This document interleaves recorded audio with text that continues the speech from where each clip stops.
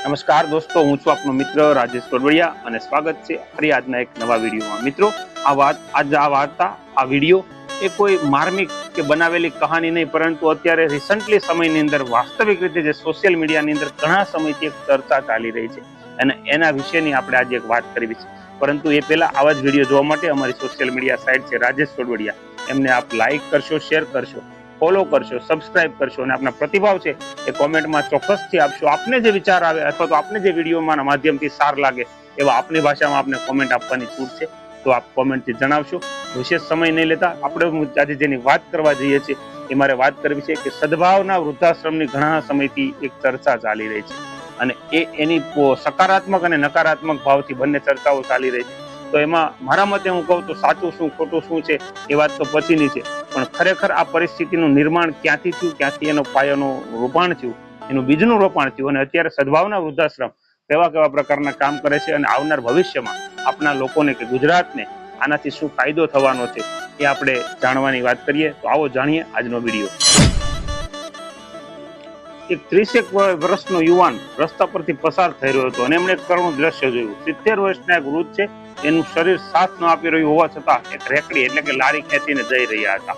વડીલોની આંખમાં આંસુ પડતા હતા। પેલા યુવાને આ દ્રશ્ય જોયું એટલે વડીલ પાસે જઈ અને ઉભો રહ્યો અને વડીલને એમને પૂછી અને એમને આરામથી વાત કરવા માટે કહ્યું અને ત્યારે એમણે કીધું કે તમારે આ ઉંમર છે એ આરામ કરવાની ઉંમર છે, તો મહેનત વાળું કામ કેમ કરો છો?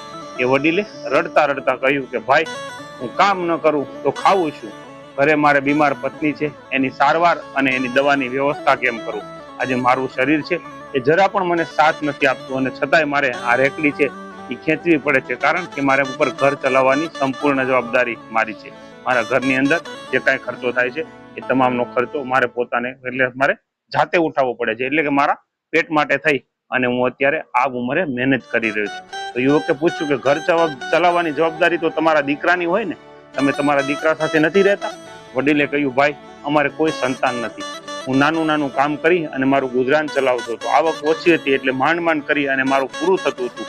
કોઈ દિવસ કોઈ બચત કે કોઈ મિલકત મારાથી થઈ નહીં અને અત્યારે છે પણ નહીં, અને એટલે જ્યાં સુધી છેલ્લો શ્વાસ છે ત્યાં સુધી મારે મહેનત અને આ પરિશ્રમ મારે કરવો જ પડશે અને તો જ મારું પેટ ભરાશે અને તો જ મારું ઘર ચાલશે।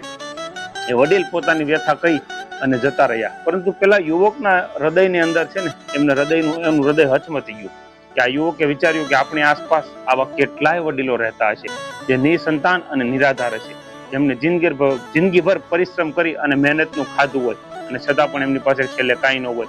એવા માણસો એની જીવનની અંતિમ અવસ્થામાં પણ જીવન ટકાવવા માટે એને વલખા મારવા પડે છે। આ કેવી કરુણતા કહેવાય!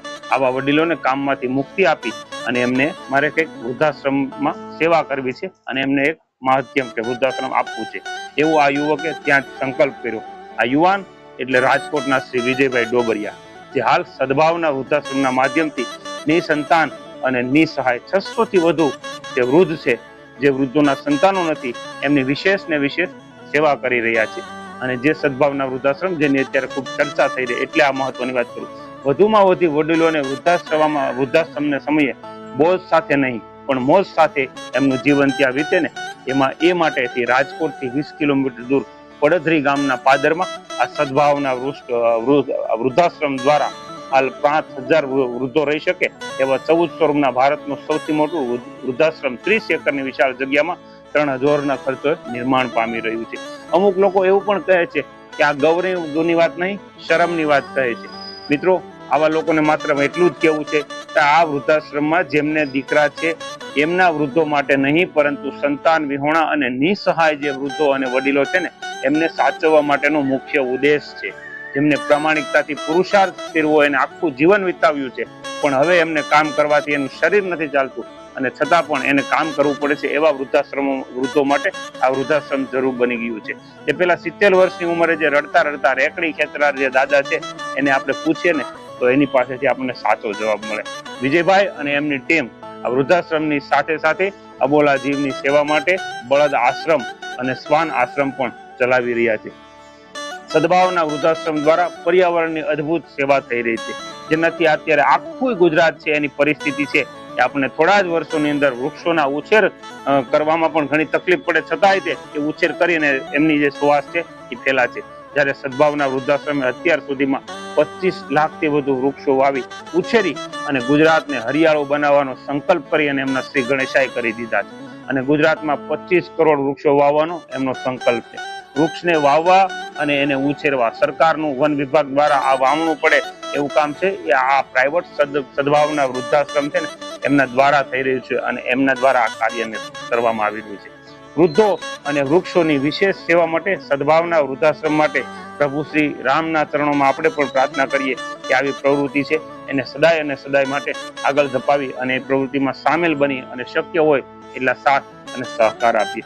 મિત્રો, ખાલી અને ખાલી માત્ર એક જ વાત બધી કે આપણે નકારાત્મકતાની દ્રષ્ટિએ જોઈએ તો જે લોકો કોમેન્ટ કરે છે અથવા તો કહે છે એ પણ ખોટા નથી કે ઘણા બધા વૃદ્ધો છે એમને ઘરે તકલીફ અથવા તો કે ઘરે હોવા છતાં પણ અમુક દીકરાઓને લીધે અથવા તો વૃદ્ધોના સ્વભાવ કે કઈ પણ એનકેન પ્રકારે જવું પડતું હોય તો એના માટે 100% શરમની વાત છે. પણ મિત્રો, નિરાધાર લોકો હોય ને, જયારે નિસહાય લોકો હોય અને એની આવી પરિસ્થિતિ આવે ને તો એને વાસ્તવિકતાની ખબર પડે અને ત્યારે આ પરિસ્થિતિ અને માત્ર આ સદભાવના વૃદ્ધાશ્રમ દ્વારા ખાલી વૃદ્ધાશ્રમ નહીં મિત્રો, આજે તમે ગુજરાતના ગમે ખૂણે જાઓ ઠેર ઠેર બોર્ડ મારેલા હોય છે કે અમારે માવતર જોઈએ છીએ. એ આ સદભાવના વૃદ્ધાશ્રમ કામ કરી રહ્યું છે. સાથે સાથે પ્રકૃતિને બચાવવાનું એટલે કે અસંખ્ય વૃક્ષો ઉભા કરવા, વૃક્ષોને ઉગાડવા અને એને ઉછેરવા સાથેના એક કોન્ટ્રાક્ટ સાથે આજ ગુજરાતના ઘણા બધા નાના નાના ગામડાઓની અંદર પણ આ કાર્ય થઈ રહ્યું છે. એટલે મિત્રો, આ વાત છે કે આપણે હંમેશા દરેક વાત છે એક સિક્કાની બે બાજુ હોય છે, પણ વાસ્તવિકતા એ છે કે જે નિસંતાન દંપતીઓ હોય છે કે જેને ખરેખર બેસવાની અથવા તો નિવૃત્તિની ઉંમરે એમને જે વેચરૂપ કરવું પડે છે ને એને દુઃખ હોય ને એના માટે થઈ અને સ્પેશિયલ આ વૃદ્ધાશ્રમનું નિર્માણ થઈ રહ્યું છે. મિત્રો, આ વાર્તાનો સાર એ છે કે ઘણીવાર આપણે દરેક જે કંઈ પોસ્ટ આવતી હોય છે એ પોસ્ટને આપણે સીધી જ આપણા વિચારો પ્રમાણે ડાયરેક્ટલી આપણે આપણા મગજની અંદર લઈ લઈએ છીએ. પણ હંમેશા દરેક વાત હોય ને એના એક સિક્કાની બે બાજુ એટલે એક બાજુ સકારાત્મક અને એક બાજુ નકારાત્મક, આવી બે પરિસ્થિતિથી દરેક વાત થતી હોય છે. તો ખરેખર વિચારવા જઈએ, એક જોતા જોવા જઈએ કે આપણે અત્યારે સંસ્કૃતિની અને આ જે વાતો કરી રહ્યા છીએ અને એક બાજુ મોટા મોટા વૃદ્ધાશ્રમો બની રહ્યા છે તો એ આપણા માટે કલંકરૂપ અથવા તો શરમરૂપ છે. એ વાત પણ સાચી છે. પણ જેને ખરેખર વાસ્તવિક રીતે જરૂર છે ને એવા લોકોને અહીંયા સહારો મળશે અને એના સહારા માટે જો આપણે વાત કરીએ તો આ વિશેષ આ ગૌરવ સાથે અને ખૂબ સારી વાત કહેવાય. મિત્રો, આ વાત આ વિડીયો આપના સુધી પહોંચે અને આપને કેવું લાગે એ આપના શબ્દોમાં કોમેન્ટ કરી અને ચોક્કસથી જણાવશો, જેથી કરી અને અમે પણ આપને જવાબ આપી શકશું.